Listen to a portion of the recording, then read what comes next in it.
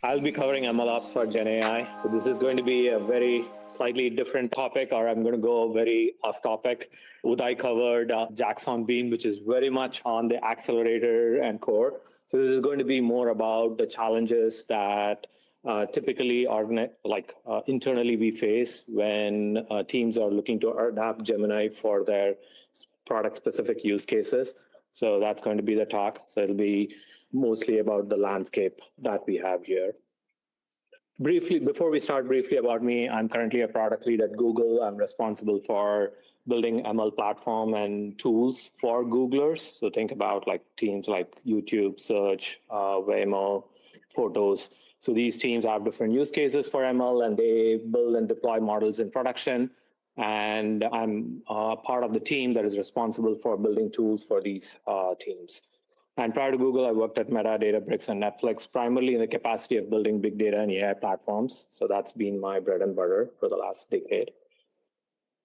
For agenda, so today's agenda, first, I'll go over Gemini and Gemma models that Google recently launched, and then cover some of the Gemini adaptation workflows that we see from different teams, and what are also some of the characteristics and challenges. So in case if you are looking to take any open source model like Llama or Gemma and try to build downstream adaptation, tuning, and evaluation, so what are some of the characteristics and challenges that you will see? And internally, the platform that we use is based on TensorFlow Extended, which also uses Beam internally. So we are heavy users of Beam as well.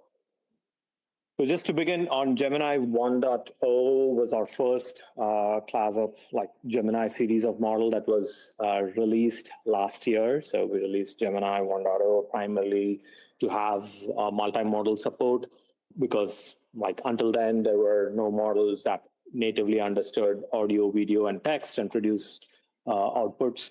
So the goal was to have a model that is natively multimodal, and it came out in 3 flavors: Ultra, Pro, and Nano for different sizes. Nano is more for optimized for on-device deployments.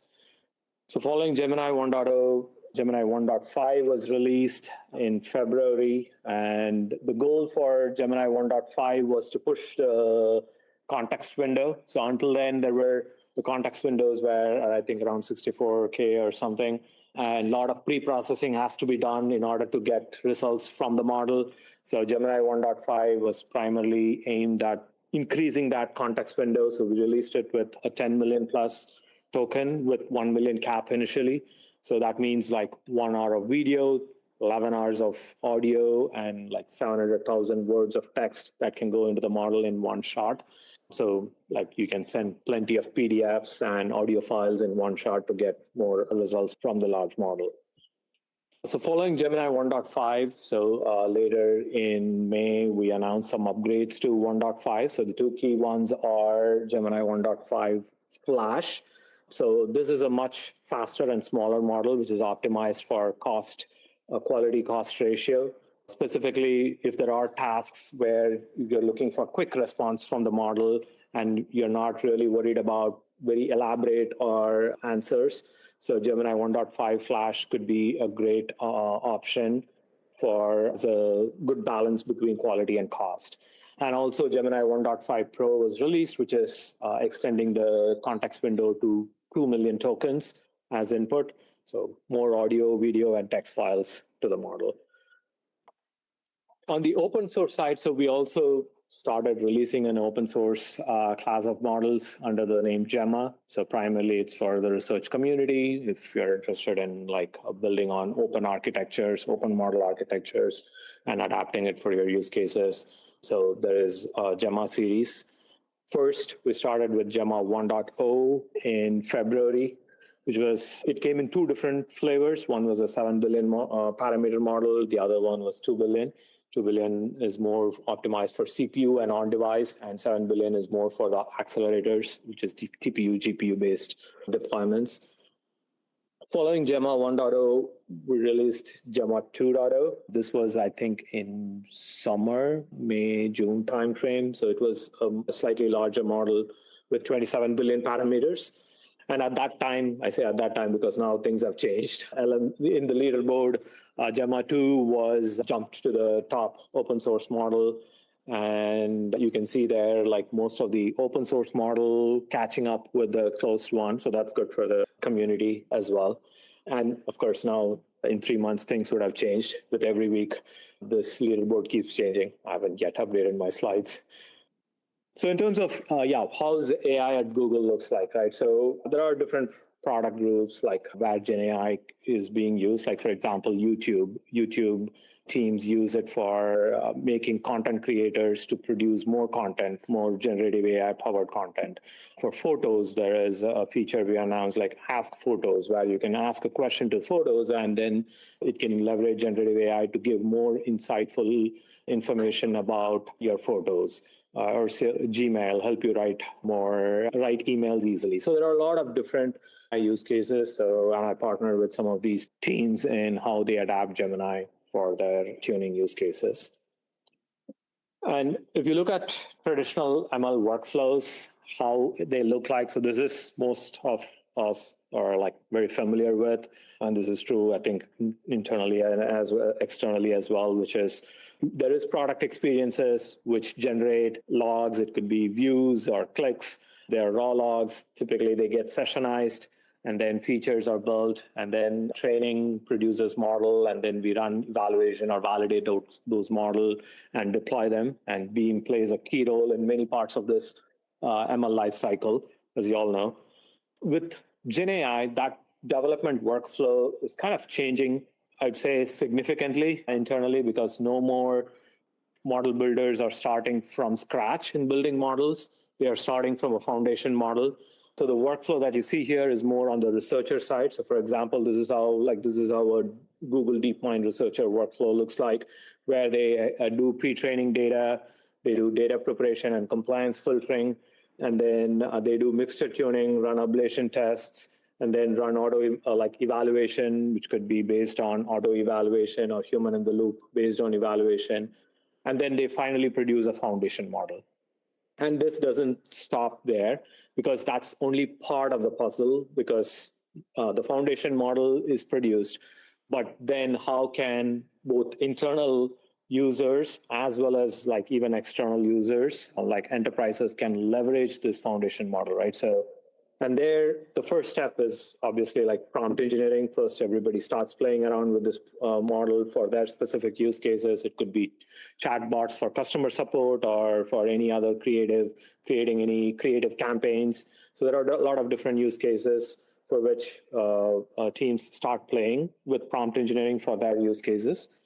And then the next step is, once they understand a little bit about the characteristics, the next step is doing more fine-tuning. So fine-tuning can be based on product-specific data, like this could be, say, based on YouTube's specific data or Maps-specific data, or for external enterprises, their own product-specific data. They can pick and start tuning. And then there is evaluation, which is again similar to the foundation model evaluation, which is on autorated or human in the loop. And then finally optimizing and serving it in production. So really, this is kind of the pattern that we see emerging in the last year, because until last year, this pattern was it was very chaotic, and there was a lot of different ways folks were doing. So we now start seeing a trend and pattern emerging here. So now if we zoom in on the bottom part of this, like how does that workflow look like, right? So this is users start with first tuning, and then the next step is doing a checkpoint selection. So tuning, if you have multiple checkpoints that are produced, you either select the best checkpoint or latest checkpoint, and then quantize that, and then you're exporting it for inference. So inference can be typically like two patterns. One is more interactive inference, where folks want to do this kind of prompt engineering test. So they want to build that fine-tuned model checkpoint and check if the new model is working as expected. Or it could be more bulk inference, which is what Udai's talk was all about, where you're sending in a large amount of corpus of data sets to the model, and you're looking to get inference out of that. And that's one of the places where we're working on, which is having JAX on Beam more closely integrate so that you get the best performance for running bulk inference. And then once you have model scraping and once you have the inference outputs, the next step is to evaluate how good these model outputs are, which is very tricky in the case of GenAI because the evaluations are very subjective as opposed to a traditional classification use case where it's easy to say, it's relatively easy to say whether an email is a spam or a cat is a cat or a dog is a dog when compared to the responses that an LLM generates. So there are different ways to rate those results that a large model produces. This could be first is human rater platforms. So you send the results to human raters where they look at all the different results and rate the results. Or it could be based on some formula. Or the other approach is we also see is leveraging AI or LLM itself as a judge for rating the output. So there are tuned models that act as a judge to rate the core LLM model's response. And then finally, there is summarization and metrics, visualization and analysis that needs to happen. And then we see teams generating release candidates and deploying them. So this is kind of a life cycle that is involved if you're like taking up like a Gemma or Llama model and building downstream adaptation. And so what kind of workflows that we see, right? So one, of course, the most important is, which I think is not mentioned here, which is data prep related workflows, like making sure the prompt data sets or the input data sets are in a good form. The second one is the training tuning workflows. Now we have heterogeneous training. Previously, the training was just one training loop. Now we have supervised fine tuning. We have reinforcement learning, human feedback kind of tuning, and then low-ranked adapters and prompt engineering. So all of them are like different ways of training the base model. And then deployment workflows around how to quantize them, because most of the large models are deployed on accelerators, GPUs or GPUs, so which means quantization and validation is very critical. And then evaluation, finally, the human and auto eval parts. And then the last piece is the distillation kind of workflows, where you're taking the like large model and say you have a large unlabeled data sets, you run bulk inference on them, and then create a more silver labeled data set from the large model, and then do a student model training. And this is super helpful, especially when you have like a large model and you don't want to pay all the cost in terms of deploying them. So this can give great results where you can transfer some of the knowledge from the large model to the student model in a much more distilled way, and then run evaluation. And as you can see here, Beam fits in a lot of different places in from data set preparation, from student model training and bulk inference. So there are a lot of places where Beam can be leveraged. And last, like, what does this mean for GenAI adaptation, right? So what are some of the characteristics and challenges that we see? First, the heterogeneous training phases means we need more specialized training and tuning frameworks that leverage TPUs and GPUs efficiently. So that's very critical. So because at large scale, these things can lead to millions of dollars in savings. The second one is most of the model training, tuning, and serving is based on JAX. So we saw the JAX on Beam. So JAX tooling more, JAX is efficient, it's great, but we need more JAX tooling. And so that's one of the things that we've been working on. The third challenge is many human touch points are there when it comes to like the GenAI evaluation, because there is human rating, and then the labeling platforms sometimes send results in batches. So there is a lot of process automation problems that creeps in, and we see very developer inefficiency and causing end-to-end latency. So we're looking to see how best we can automate some of these processes. The fourth class of problems is the evaluation criteria itself. So with large model use cases, you may be evaluating sometimes for creativity, where you want the model to go crazy and come with very different ideas. Sometimes you may be, based on your use cases, evaluating for factuality, sometimes for safety, sometimes for persona, whether they give short answers, whether they give funny answers based on the use cases. And coupled with this, there is multimodality where you're sending like images. It can be generating images, videos, or text. So based on this, more sophisticated eval tools are needed. The fifth bucket is the model scraping, which is more around interactive and batch that I covered, because there are cases where there is a human sitting in and trying to look at the model inference results, where the responsiveness is very important. And there are also cases where there is batch, where you're just sending in 100,000 rows of data sets and you don't care about the responsiveness. So there is a trade-off between like the efficiency frontier of cost versus responsiveness that we have to be mindful of. And then the sixth bucket is model deployments and serving also gets a little bit more complicated for primarily for two reasons. One is for low ranked adaptation based tuning, where like you're not really generating a new model checkpoint, but you're generating an adapter set of weights that is served on top of the base model checkpoint. So if you say embark on a journey of building a LoRa adapter tuning, then you'll have to factor that in your deployment, like whatever model endpoints that you deploy, you need to have a base model checkpoint and LoRa adapter checkpoints on top of that. And also the larger context windows makes it a little bit harder. I'd say not a little bit, a lot harder in terms of serving deployments. And the last pattern is also around RAG and agentic workflows.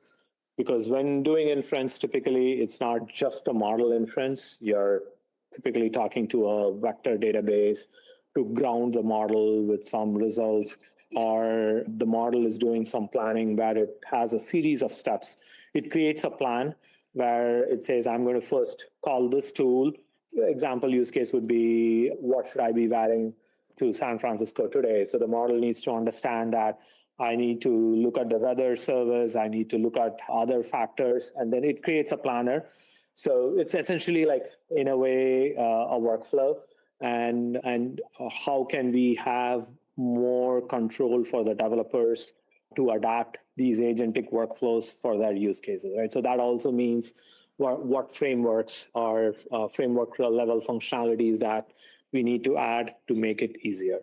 So these are some of the challenges and characteristics that we see. And kind of that brings my talk to an end.